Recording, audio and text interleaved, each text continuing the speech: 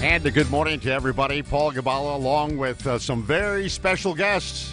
It is SCS Live with Superintendent Dorsey Hopson and Board Vice Chairman Mr. Kevin Woods. Good morning, gentlemen. How you doing today? Good morning. Good morning, Paul. And I'll tell you what, the day before the storm, we're going to get to that. It just sounds like every day. I'm going to tell you what, it has been a rough winter. Listen, listeners, you can chime in as well with our gentlemen. Facebook us right now or tweet us at SCSK12 Unified. Want to start, I guess, and we're getting questions already, Superintendent and Mr. Woods. We are already getting questions. The district has... Boy, we have really had to contend with a lot of bad winter weather this year. Possibly, as I just mentioned, if you were listening, more sleet and snow tomorrow. How is that affecting the school calendar? Well, good morning, Paul. Good morning, listeners. Dealing with the weather has been challenging, to say the least. Essentially what we do, just so you know and so the listeners know, we start monitoring the streets at about 2:45 in the morning, and I get an update every 30 minutes or so. And the purpose of the updates is to see whether or not the driving conditions are safe. Once we make a determination that they're not safe and we call school off, that leads to a whole another set of issues, particularly around making sure our kids have enough instructional time. We look at that and we balance, what happens to these kids and their parents. Can they get off work and things of that nature? So it's just really been challenging. But I want to thank our board and really the community for being understanding, because this has been a tough year. But specifically to your question, we have days built into our schedule such that I think there's about 12 days in all that we wouldn't have to make up if we don't want to.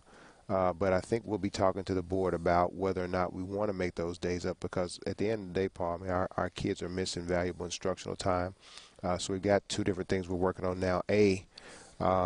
Do we extend the school day between now and April so the kids can capture some of this lost time? And then B, if not, do we just make up some of the days on the back end? So we'll be recommending something to the board here in the next few days.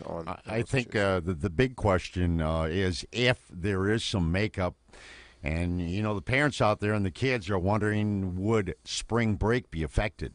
No, we wouldn't.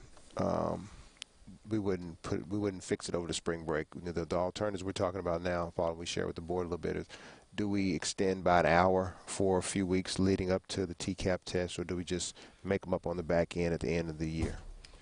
And that's the thing that we're talking about, not just the daily lesson plans, but we use this time in the classroom. I'm talking about the teachers use this time to help prepare the students for TCAP.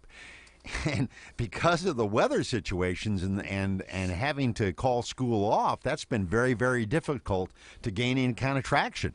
I think more important than just the TCAP, which obviously is a huge accountability tool. We've missed about 28 hours of instructional time due to the weather. If we extended the day for a few weeks, we could probably recapture about 13 hours of instructional time.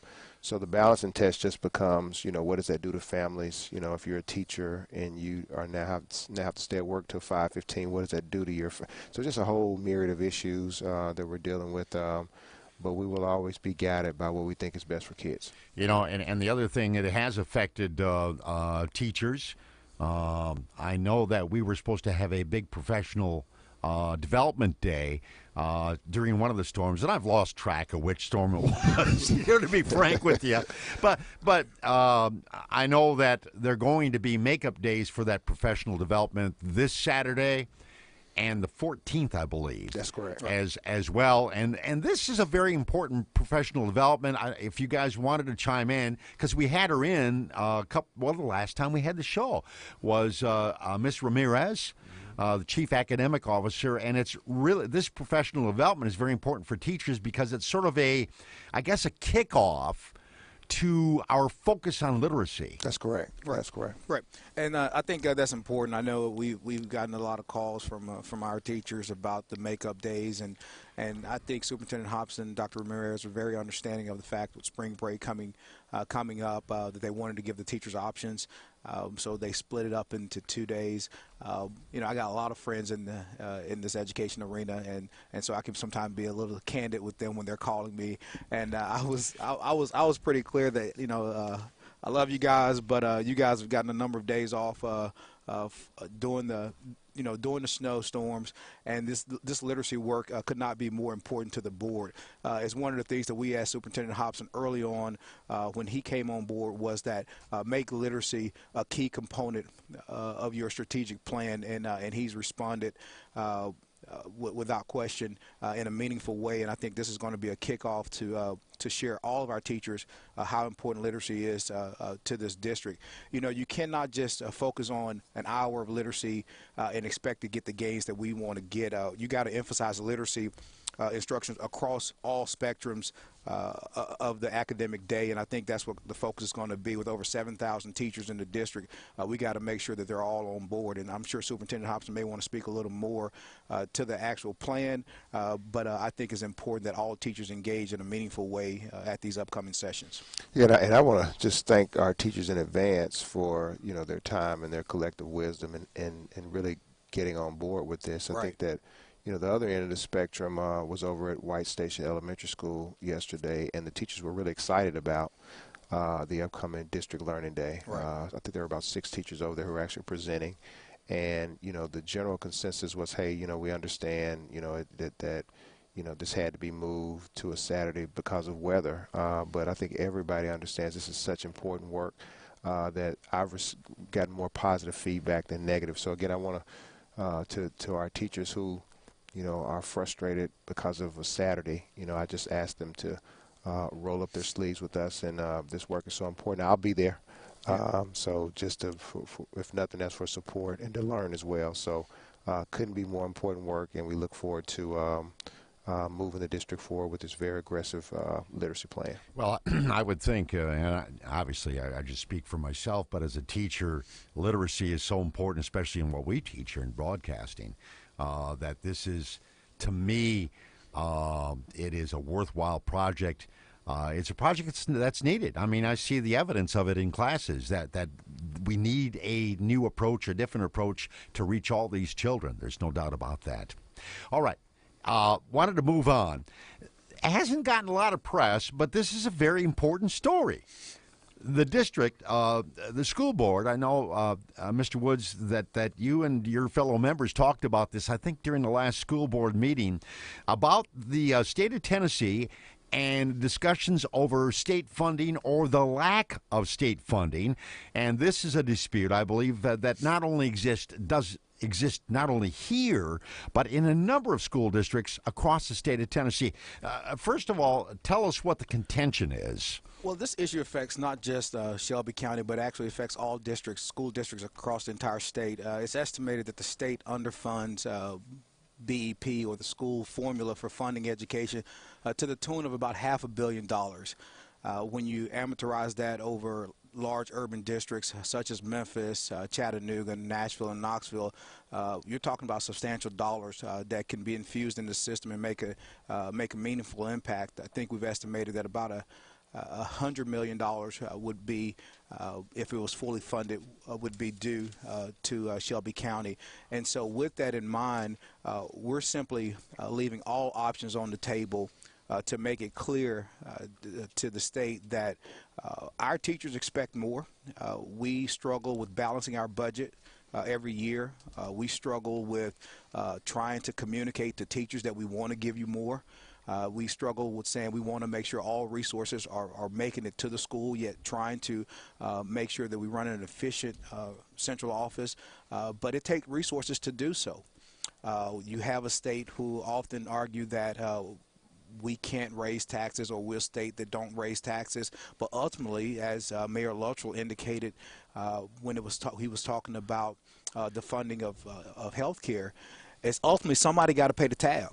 And either we can take a stand at the state level to support education across all districts, or we have to use all resources that we have available to us, including the possibility of filing a lawsuit. And so I think the board spoke clearly, unanimously at the last meeting, is that we want to keep all options open, and we're going to partner with other large districts across the state and say let's support education, and we expect to give the state a chance to respond in a meaningful way. I would think there's a bit of some frustration among school board members where the state has, and rightfully so, said, listen, we got to build a better education system, but at the same time they're going, well, we're going to do it with less money. Yeah, it's pretty interesting, pretty fascinating to think that we can build a system. And again, I want to be clear, we do have a lot of support, especially from our Shelby County delegation, on how to tackle a lot of the issues that we're facing here in Shelby County. Listen, we continue to be in a period of declining enrollment. Superintendent Hopson is doing everything he can to build schools that can attract new families into the school system. Partnering with other organizations across the county to make sure that we can be the best school system we possibly can. But in order to attract talent, in order to have the best leaders and best teachers in our school system, you got to pay them. We have no taxing authority, and so if the state isn't supporting us, we have to lobby to our local county commission and say, we need more money. And so it's not easy being in that room knowing that they have the same struggles of trying to figure out how to fund education. And so we need our state to step up and do the right thing. And I would be remiss not to give shout out to my colleagues, Chris Caldwell, who has made this his rallying cry over the past year. Mm-hmm. Our board chair, Ms. Teresa Jones, have made it clear that me being a co-chair of the legislative committee here, that she expects us to be very focused on getting us more support for our BEP formula, and I've answered the call. As I mentioned at the top of this topic is the fact that Shelby County is not the only one that is concerned about this. I think Davidson, Knoxville School District is as well, along with others. Have you talked to the other school districts about maybe forming this union and then going ahead with a lawsuit if the state doesn't listen? Well, it's already built in. So again, we're part of CLASS, which is a coalition of large school systems. And so basically, it's interesting. Any legislation that we support with CLASS has to have the support of all of the large systems. Nashville has a vote coming up next week and if they pass the resolution, then that will be all members of CLASS would have agreed to look into a possible litigation brought against the state. Like I said, we're Shelby County, we've been dealing with lawsuits for a long time since I've been on the board. It's not something that we get excited about, but we do have a good track record when it comes to knowing when we're on the right side of the law and knowing that we have to stand up for the teachers and students of our district. And so it's not something that we want to have to do, but I'm confident that the state will respond in a meaningful way. But ultimately, we have to find ways to find additional resources for the school system. And the way that plays out on the local level, Paul, is that, obviously we receive our funding from the state and from the county. The city of Memphis no longer contributes. So, when you're in a state of declining enrollment, ASD schools, more charter schools, the revenue just is not there. And, you won't hear us whining about it. We do what we need to do every year to balance a budget. But at some point, we have these lofty goals and expectations, and they require investments. So, we hope that, one of the things that may come out of this lawsuit may be kind of a willingness, if not from the state, at least from our county commission, to invest more in these kids. Because, the reality is that the kids who live in inner city Memphis are not just some of the poorest kids in Shelby County in the state, but in the nation.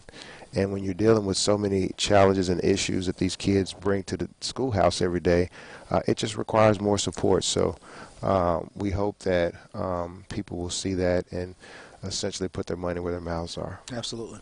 7:33 on 88.5. And C19, you are listening and watching to SCS Live with Superintendent Dorsey Hopson and Board Vice Chairman Kevin Woods. If you have a question, you can Facebook us or tweet us at SCSK12 Unified.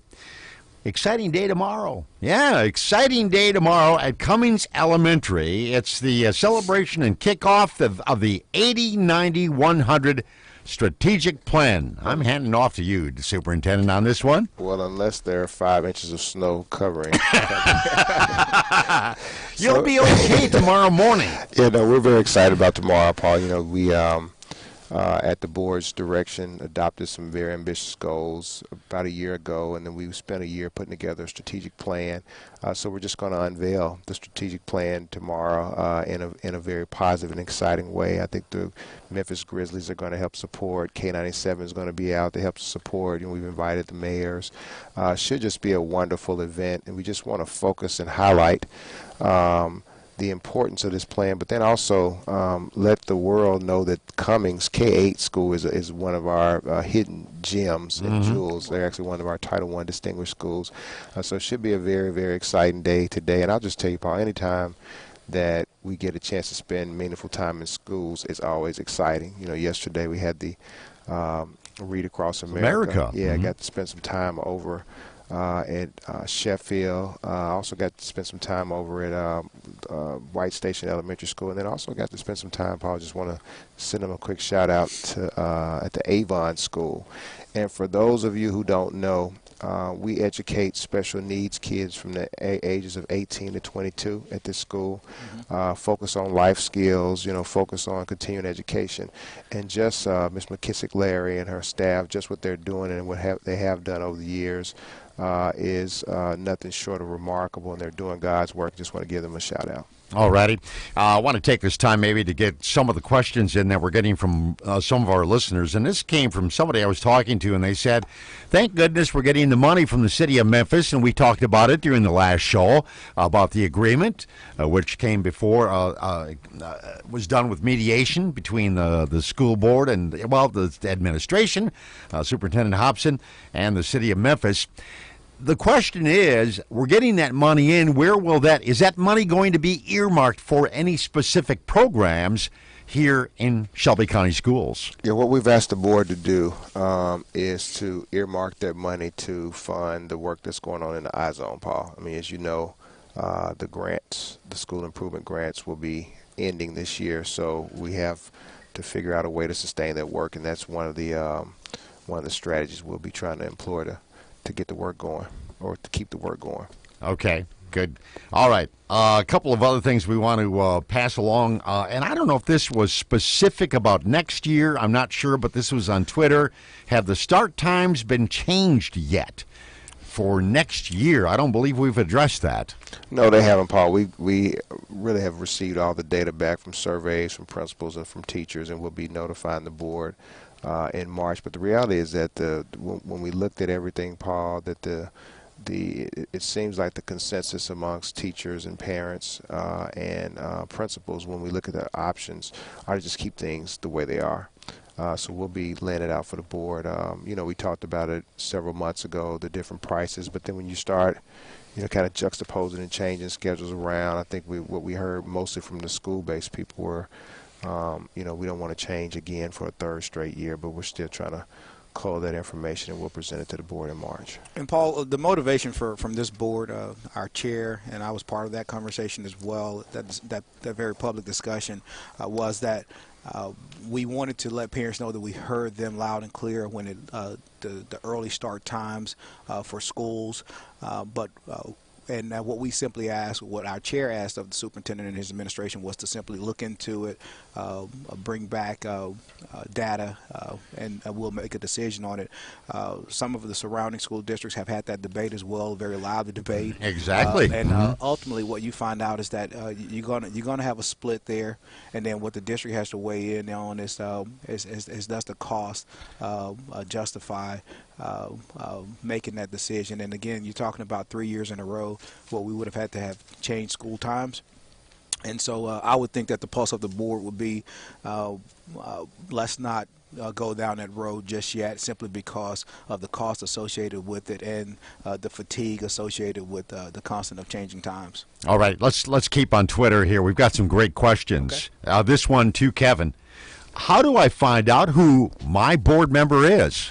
Very good question. First of all, shout out to our communication teams with Twitter. I noticed that you guys have over 17,000 followers now. I like to think that part of this show is accredited for 16,000 at least for this show here.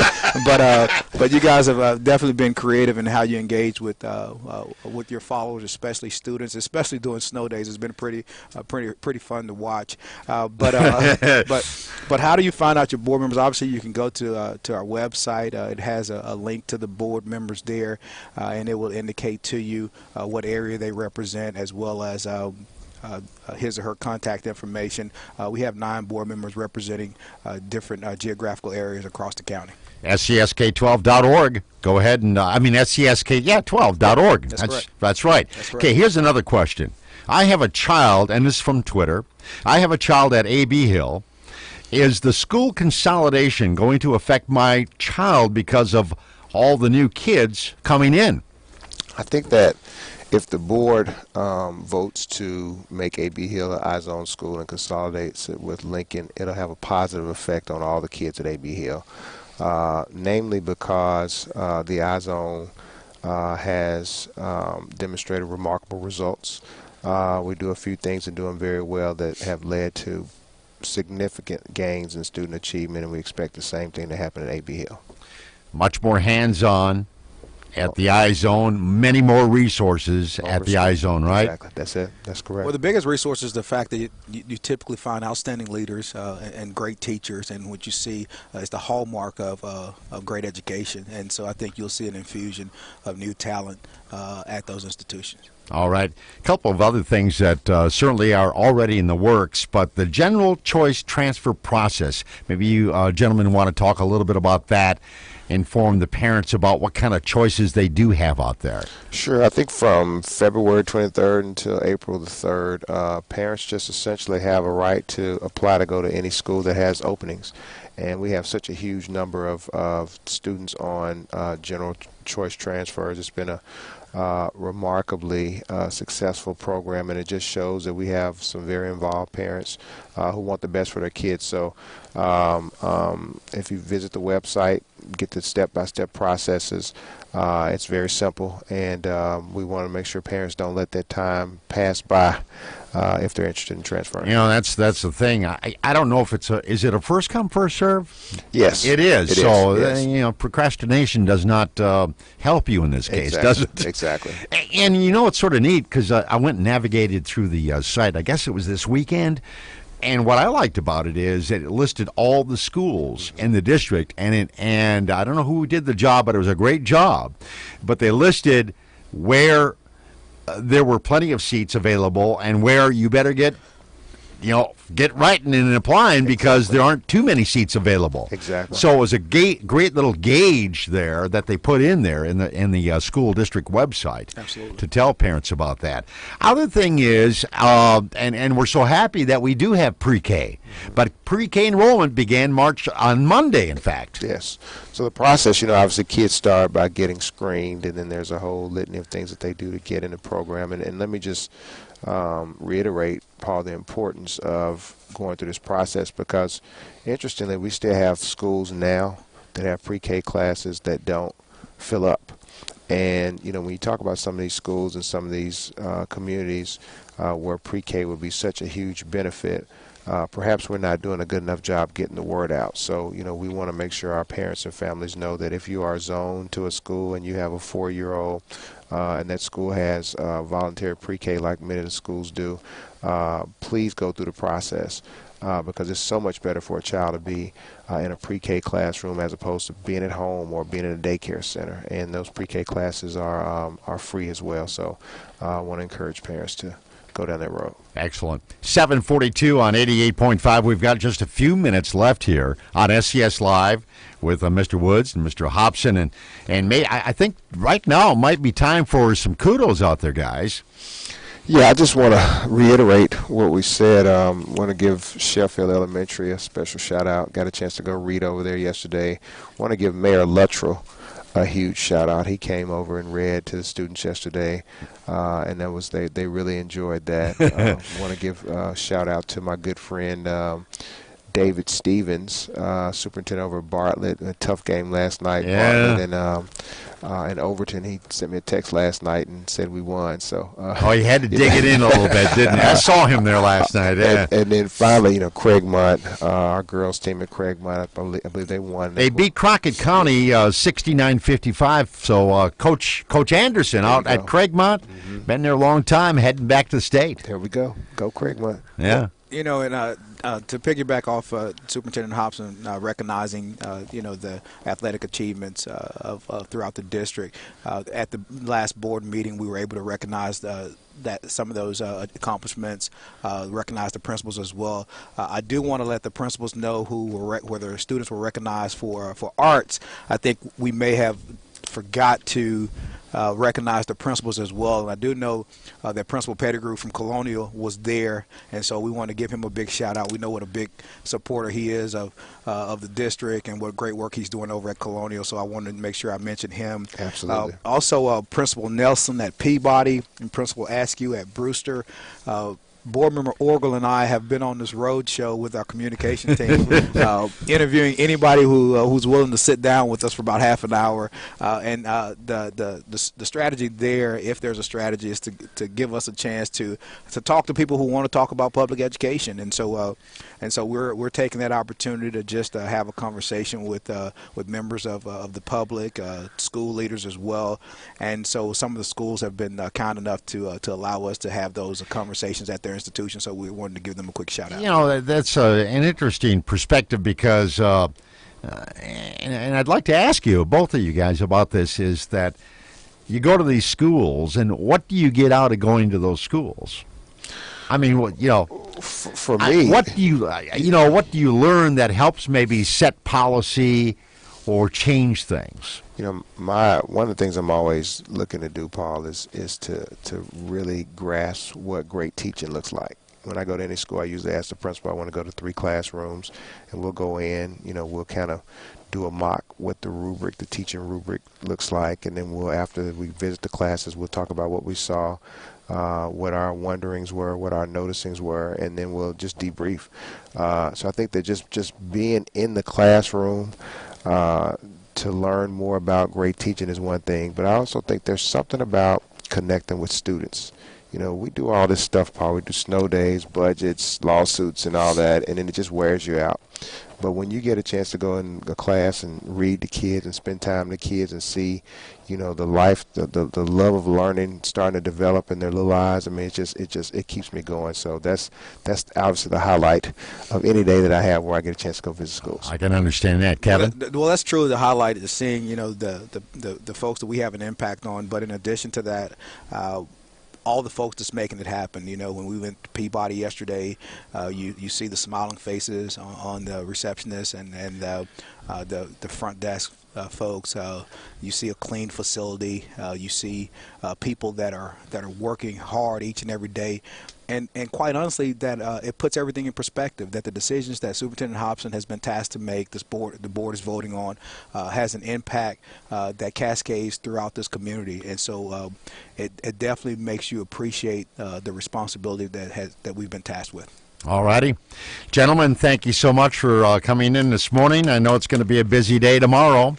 We've got the big kickoff and then maybe the other winter storm coming in. Well, I want to just add real quick to that, Paul. The board has that responsibility off to Superintendent Hopson to make Kevin, a decision. are you actually driving out there on the street? At 3 in the morning. I like to let my Facebook followers think that that's the case, but we give that responsibility to Superintendent Hopson because I will tell you that the 9 board members do not agree. He will not please all of us with that decision. And I just want to, all I ask him to do is give me the information first so I can scoop Chief of Staff Porter because he wants to be the first one to break the news. And our commissioner, and our county commissioner, David Reeves, I know he missed not being able to be the first one to break the news on Twitter. So we're having a lot of fun with it. But we will be asking Superintendent to make a decision, and hopefully a quick decision if we see the need to do so. All righty. We'll do it. Gentlemen, thank you so much. We'll see you next month, okay? Thanks, buddy. All righty. Hey, you've been listening to SCS Live with Superintendent Dorsey Hopson and Board Vice Chairman, Mr. Kevin Woods, right here on 88.5.